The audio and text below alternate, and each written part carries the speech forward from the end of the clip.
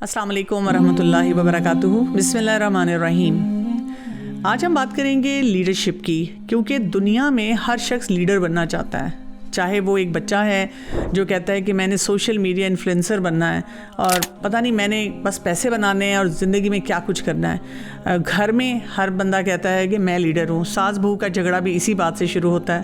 फिर हम सोसाइटी में निकलते हैं तो वहाँ पर भी हमें बड़े बड़े लीडर नज़र आते हैं और हर शख्स अपने आप को लीडर समझते हुए आगे बढ़ रहा है। और दुनिया में अगर हम देखें तो लीडर होने का मतलब ये कि आपके पास पावर है, आपके पास अथॉरिटी, आपके पास इन्फ्लुएंस है और इसी वजह से आप जिसको जो मर्ज़ी कहना चाहते हैं, करना चाहते हैं, आप कर गुज़रते हैं। लेकिन यहीं पे हमारे पास एक मॉडल है रसूलुल्लाह सल्लल्लाहु अलैहि वसल्लम की ज़िंदगी का, और उस मॉडल में हमें कुछ और ही नज़र आता है, जहाँ पे तवाज़े है, ह्यूमिलिटी है और खैर ख्वाही है, और उसके साथ साथ हम देखते हैं कि अदल और इंसाफ है। मेरे साथ इस वक्त मौजूद हैं उमर हयात साहब, जो कि लीडरशिप कंसल्टेंट हैं। पिछले 15 से ज़्यादा साल हो गए हैं कि इस पे काम कर रहे हैं, और डिसीजन मेकिंग और स्ट्रेटेजिक थिंकिंग ये भी इनकी स्पेशलिटी है, जिसकी ये ट्रेनिंग्स भी देते हैं। और क्योंकि कॉर्पोरेट कल्चर को भी अंडरस्टैंड करते हैं और उसके साथ साथ ये सीरत को पढ़ रहे हैं, उसका मताला कर रहे हैं और देख रहे हैं कि जो इस वक्त हमें जो कुछ भी सिखाया जा रहा है लीडरशिप के बारे में, तो हमारा दीन हमें क्या ख़जाने दे रहा है। तो उनसे बात करते हैं। अस्सलाम वालेकुम वरहमतुल्लाहि वबरकातुहू। जज़ाकल्लाह खैर। आप काफ़ी दूर से आए हुए हैं, आपको दुबई से हमने बुलाया हुआ है यहाँ पे, और आप यहाँ पे मौजूद हैं। तो आपसे मैं कुछ चीज़ें जानना चाहूँगी, स्पेशली जब हम आपने जो कहा कि लीडरशिप और रसूलुल्लाह सल्लल्लाहु अलैहि वसल्लम की लीडरशिप। पहली बात तो यही है कि कोई ऐसी की पॉइंट्स लीडरशिप के जो कि हमें रसूलुल्लाह सल्लल्लाहु अलैहि वसल्लम में डिस्टिंक्टिवली नज़र आते हैं, यानी हम उनको डिफ़ाइन करें और उनको ज़रूर हम अपने सामने रखें कि ये क्वालिटीज़ हैं जो कि इंसान को एक अच्छा लीडर बनाती हैं। बिल्कुल जी, इस पे तो मेरे ख़्याल में बहुत लंबी डिस्कशन और बहुत सारी किताबें और बहुत सारा काम किया जा सकता है, और जितना भी होगा मेरे ख़्याल में वो कम होगा। बट क्योंकि हमारे पास टाइम कम है और we want to make sure कि हम कोई ऐसी चीज़ें शेयर कर सकें जिसकी कोई प्रैक्टिकल इम्प्लिकेशन हो। अगर कोई बंदा मैनेजर है, लीडर है, because not every manager is a leader and not every leader is a manager. तो अगर आप किसी भी, जिस तरह आपने डिफ़ाइन किया, बड़ी अच्छी तरह आपने डिफ़ाइन किया कि आपके पास कोई पावर है, आपके पास कोई अथॉरिटी है या आपके पास कोई इन्फ्लुएंस है, तो अगर आप ऐसे पोजीशन में अपने आप को पाते हैं तो a leader's only job is to create other leaders. इस चीज़ के अंदर हमारे नबी पाक मोहम्मद सल्लल्लाहु अलैहि वसल्लम ने मेरे ख़्याल में ईज़िली मैं कह सकता हूँ, जितनी मेरी रिसर्च है, कि never before and never since have more leaders been created at any one time than at the time of the prophet Muhammad सल्लल्लाहु अलैहि वसल्लम। और आप देखते हैं कि वो लीडर्स सिर्फ ऐसे नहीं थे कि फॉर एग्ज़ाम्पल कोई मिलिट्री बैकग्राउंड से वो लीडर्स थे। इनमें से बहुत सारे लोग मर्चेंट्स थे, जो थे, बिल्कुल, और वो ऐसे ऐसे उन्होंने काम किए। हमें अमर बिन आस, खालिद बिन वलीद, अबू उबैदा बिन जर्राह और कुतैबा बिन मुस्लिम और बहुत सारी, माशाल्लाह में टाइम ख़त्म हो जाएगा उनकी एग्जाम्पल्स लेते लेते। नॉट ओनली कि वो लीडर्स क्रिएट हुए सहाबा में से, पर फिर ताबईन में से, फिर तबा ताबईन में से, और फिर एक चेन चलती है। तो फिर सक्सेशन प्लानिंग, जो कि एक और बड़ी लीडरशिप का एस्पेक्ट है, वो भी हमें क्लियरली नज़र आता है। डॉक्टर कमल, हमें एक और भी चीज़ बड़ी अबंडेंटली क्लियर नज़र आती है कि जिसको ट्रांसफॉर्मेशनल लीडरशिप कहा जाता है। कि जी आप एक ऑर्गेनाइजेशन में आए और आपको मैंडेट दिया गया कि जी कॉस्ट कटिंग कर दें, ये जी क्वालिटी बढ़ा दें, एफिशिएंसी इंक्रीज़ कर दें, रेवेन्यू बढ़ा दें, आजकल की जो टिपिकल हम कॉर्पोरेट ट्रेनिंग करते हैं। मैं उन सारे एस्पेक्ट्स को भी बड़ा क्लियरली हमारे पैगंबर की सीरत में देखता हूँ कि जो उन्होंने ट्रांसफॉर्मेशन क्रिएट की, वो कैसे क्रिएट की। उसके लिए आपको एक पैराडाइम चाहिए। पैराडाइम क्या है जी? जिसको फ्रैंकलिन कवी, स्टीवन कवी, इन्होंने कहा जी कि begin with the end in mind. So then what was the end that the prophet सल्लल्लाहु अलैहि वसल्लम वांटेड? कुरान में तकरीबन 306 दफ़ा यह जिक्र किया गया है कि मतलब पूरी उम्मत नहीं बल्कि पूरी कायनात के लिए आपको भेजा गया।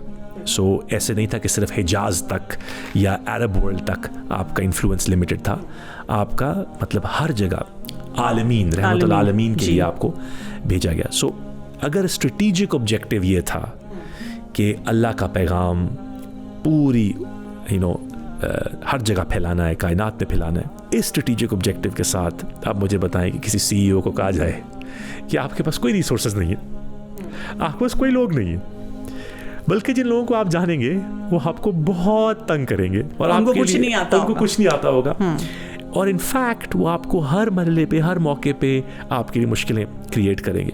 अरब वर्ल्ड के अंदर उस वक्त सबसे बुरी चीज़ आपके साथ ये हो सकती थी, सबसे बुरी चीज़, जिस तरह आजकल साइबर बुलिंग होती है, तो उस वक्त आपके साथ ये हो सकता था कि आपको आउटकास्ट कर दिया जाए। इससे बुरी चीज़ नहीं हो सकती थी। इमेजिन करें कि एक इंसान को आउटकास्ट कर दिया जाए, वो उसके साथ जाएं, ताइफ गए, वहाँ पर हमें पता है कि कैसा ताइफ के लोगों ने उनको ट्रीट किया। तो आप सोचें इमेंस डेप्थ ऑफ परेशानी और डेप्थ ऑफ डिस्पेयर के अंदर, वहाँ से डॉक्टर कंवल ऐसी क्या ट्रांसफॉर्मेशन होती है कि 10 साल के अंदर जब हम स्टडी करते हैं हिजरत को, तो हम देखते हैं कि रफली 200 लोग थे जो कि पैगंबर के साथ, जो उस वक़्त यथरिब जिसको कहते हैं, बाय द वे वो यथरिब भी उस जगह का नाम नहीं था। यथरिब एक छोटा सा टाउन था जो कि आज मदीना मुनव्वरा की जो जगह है उसके नॉर्थ के अंदर था, और वो आलिया और सुफला, हाई और लो ग्राउंड्स के ऊपर मदीना मुनव्वरा जो आज है वो बेस थी वो जगह। बहुत सारे क्लैंस थे वहाँ पे, और याद रखिएगा कि Medina was a Jewish city with some pagans and polytheists. It was not a polytheistic city with some Jews in it. अहले किताब जो थे उनका काफ़ी इन्फ्लुएंस था, बहुत अहले किताब थे। सो मैं कभी कभी ये सोचता हूँ कि जो ट्रांसफॉर्मेशन जिसको आजकल हम मैनेजर्स और CEO लोग हायर किए जाते हैं, उनको बहुत सैलरीज दी जाती हैं, तो क्या हमें इससे बेहतर एक एग्जाम्पल नहीं मिलेगी कि how did someone not only change the course of an area. ये Rafi doctor Kanwal 25 kilometre square kilometres का एक एरिया है, ये जो हिजाज का एरिया है, जहाँ पे बनु कौनिका और बनु नदीर और डिफरेंट बनु कुरैज़ा, ये एक गताफान ट्राइब थी नॉर्थ ईस्ट के अंदर। ये एक एरिया था जहाँ पे जो वे ऑफ लिविंग थी वो रेड्स की दुनिया थी, तो मिलिट्री रेड्स जिसको हम कह लें वो हुआ करते थे, जहाँ पे इस रेड्स के अंदर कोई ऐसा नहीं था कि बहुत बड़ी जंग थी। ये एक राइट ऑफ पैसेज था for a boy to become a man, कि आप जाएंगे और आप रेड करेंगे। रेड क्या था कि आपने किसी की कोई एनिमल्स उठा लिए या आपने किसी का वेल काबू कर लिया। और हमारे पैगंबर के टाइम में 622 से 632, मैं ग्रेगोरियन कैलेंडर की बात कर रहा हूँ, हिजरी के शुरू होने के बाद अगले 10 साल तकरीबन 80 रेड्स हुए, जिसके अंदर से 27 रेड्स उन्होंने खुद लीड किए, और फिर 4 बड़े गज़वात जिनको हम याद करते हैं। तो आपको लीडिंग फ्रॉम द फ्रंट की भी एक मिसाल मिल जाती है कि वो he was not a general who was sitting disconnected. फिर डॉक्टर साहब हमें पार्टिसिपेटिव लीडरशिप की बहुत मिसालें मिलती हैं। हमें वो मिसाल मिलती है जब पैगंबर ने बदर के वक्त, जहाँ पे इन्होंने अपना पहले कैंप लगाए थे मुसलमानों ने, जहाँ पे हुज़ूर पाक सल्लल्लाहु अलैहि वसल्लम उन्होंने बैठने की जगह दी, उनके लिए कवर बनाया, और वहाँ से जो हायर प्लेन है जहाँ से कुरैश आ रहे थे, तो जो ऐसे लगता था, क्योंकि ड्रोन टेक्नोलॉजी तो नहीं थी उस वक्त, ऐसे लग रहा था कि हज़ारों आ रहे हैं। तो वहाँ पर एक 16 या 17 साल का एक लड़का उनके पास आया, और अब आप इस तरह एग्जाम्पल करें और आज की दुनिया से इसको कंपेयर करें कि आप एक CEO हैं, आप लीडर्स के लीडर हैं, सुभान अल्लाह, उस वक्त पैगंबर थे, उनके लिए एक 16 साल का लड़का आके उनको ये कह रहा है कि हम जहाँ खड़े हुए ना वो गलत है, हमें यहाँ नहीं खड़े होना चाहिए, हमें वो जो पहले वाला वेल है ना उसके सामने खड़े होना चाहिए। तो आप मुझे बताएं कि किसी बोर्ड रूम के अंदर आज किसी CEO को कोई चैलेंज करके कहे कि आपके जो फैसले हैं ना वो गलत है, तो उसके साथ क्या होगा? तो हमारे नबी ने क्या कहा? उन्होंने कहा कि दिस मेक सेंस, और उन्होंने वो चेंज किया, और फिर बाद में नरेशंस में आता है कि उस चेंज की वजह से फिर बहुत, क्योंकि वो कट ऑफ हो गए, पानी को नहीं एक्सेस कर सके एंड सो ऑन। तो पार्टिसिपेटिव लीडरशिप की हमें एक एग्जांपल मिलती है। हमें सर्वेंट लीडरशिप, जिसको आजकल कैन ब्लैंचार्ड और बहुत सारे वेस्टर्न मॉड्यूल्स ने, मैं कहूँगा, हाईजैक कर लिया है इस फिलॉसफी को। हमें सर्वेंट लीडरशिप मिलती है। हमें वो टाइम नज़र आता है हुनैन की बैटल का, और आप ये पिक्चर करें आप अपने आप को कि हुनैन के अंदर बैटल, या अब ये पहाड़ियों से आपकी एनिमी नीचे उतर रही है, तो 1 मिनट के लिए, कुछ मोमेंट्स के लिए the Muslims panicked and they ran away. तो जो सबसे आगे खड़े होके जिन्होंने रैली कॉल की दोबारा के अपने आके अपने दीन के लिए, पैगंबर के लिए लड़ो, और वो वापस आए, और वो द बिगेस्ट बैटल जी, सबसे जो हमारे हुज़ूर पाक सल्लल्लाहु अलैहि वसल्लम की ज़िंदगी में सबसे बड़ी बैटल हमने जीती, वो बैटल ऑफ हुनैन थी।